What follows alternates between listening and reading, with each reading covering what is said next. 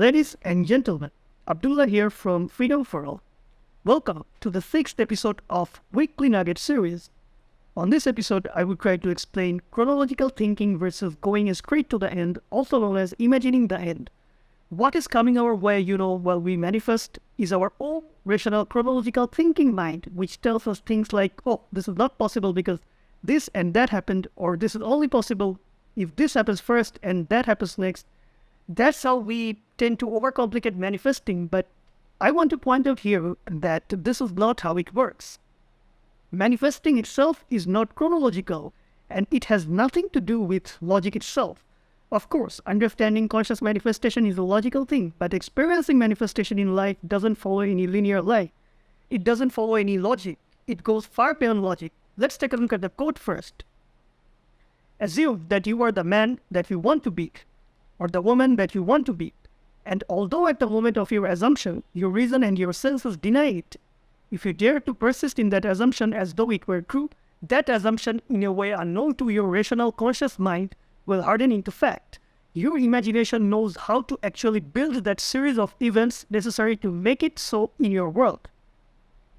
This is tremendously powerful. It all starts with having a desire at first, assuming that desire is yours, and persisting in that assumption no matter how difficult your rational mind perceives it to be. While you persist in any assumption that is not physically shown in the visible world, obviously you would find reasons to deny the truth of your assumption.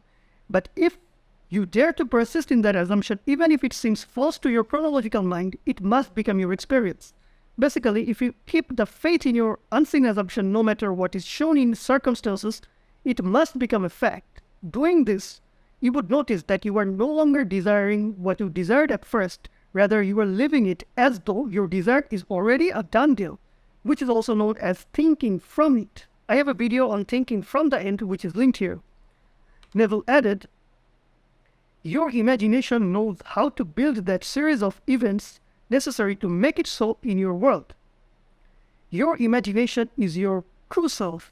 That is your unconditioned awareness, which knows how to unfold things for you in your visible world. This is why you should never rely on physical senses. If you rely on your physical senses, you would have difficulties in maintaining the desired inner state, having a well-balanced mental diet, and carrying on with the positive inner conversations. I will remind you again that your human mind is limited, but your consciousness is infinite.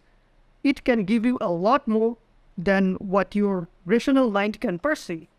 Your task is to be grateful, persistent, and faithful to that end without using your logical or reasoning mind.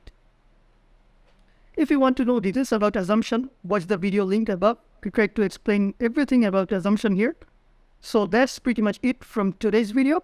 I hope to see you next week. Share your thoughts on this quote and feel free to share your favorite Neville quote.